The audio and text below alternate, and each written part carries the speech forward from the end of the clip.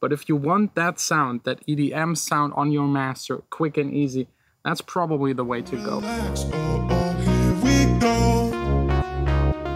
Welcome to the studio. Today working again on a song called Relax, a remix for a bigger DJ. Can't reveal who it is. I also have never heard the original. I showed you 2 videos ago how I worked on it, like recording the OB6, like a nice bass line, kick, pad. I'm not sure about the pad yet.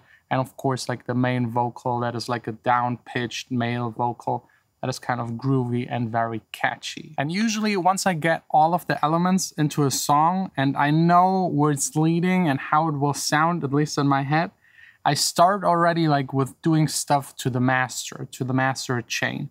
I personally always try to do as little as possible, but in certain types of music, especially club music, having like a certain flavor and exaggerating the sound a little on the master can actually give you that distinguished sound.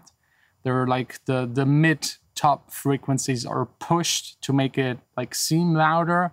It's all very compressed, it's all very limited.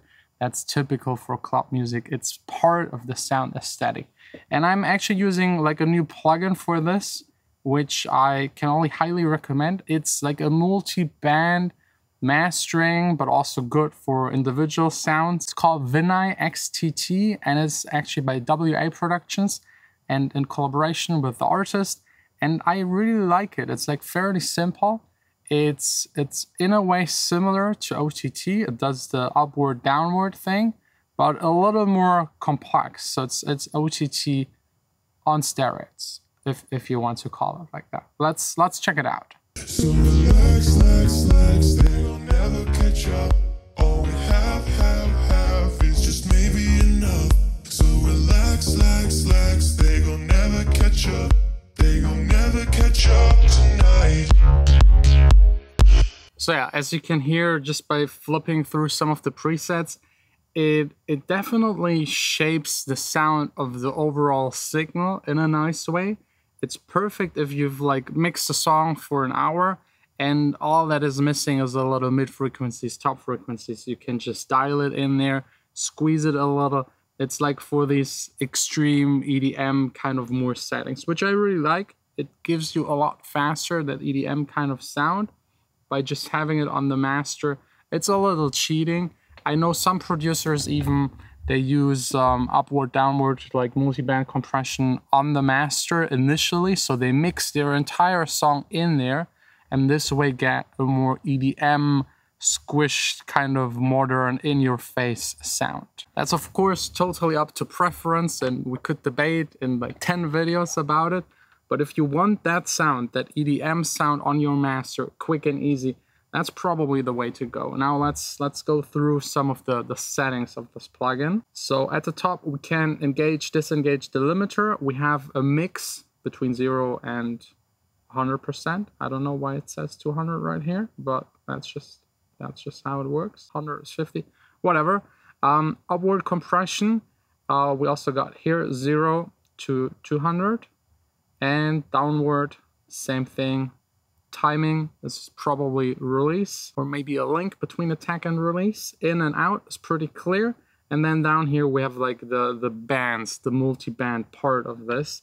We can like change the blocks, the size of them, the frequencies they cover in any shape or way we want.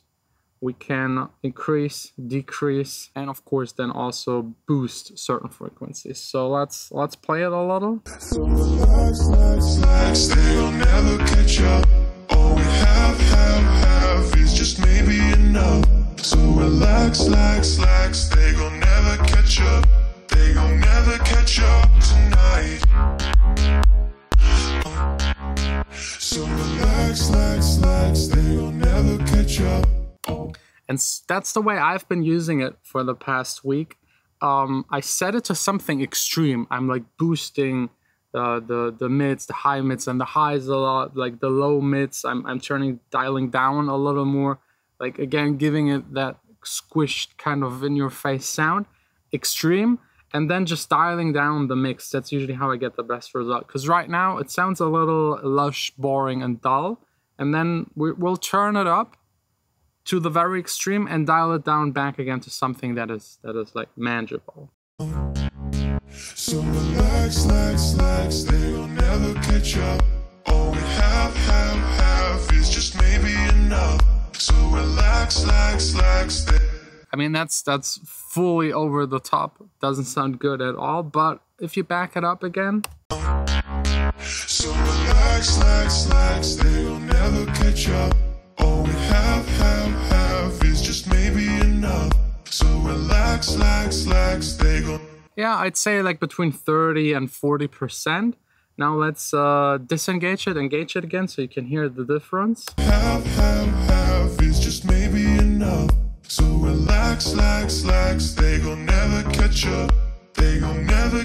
Yeah, it's maybe still a little extreme, but it's instantly pushing it. It always sounds like someone is taking the mix and just like opening it up, making it like pushing these frequencies, and less dull and more modern and more compatible and better in competing with other songs, especially on the dance floor.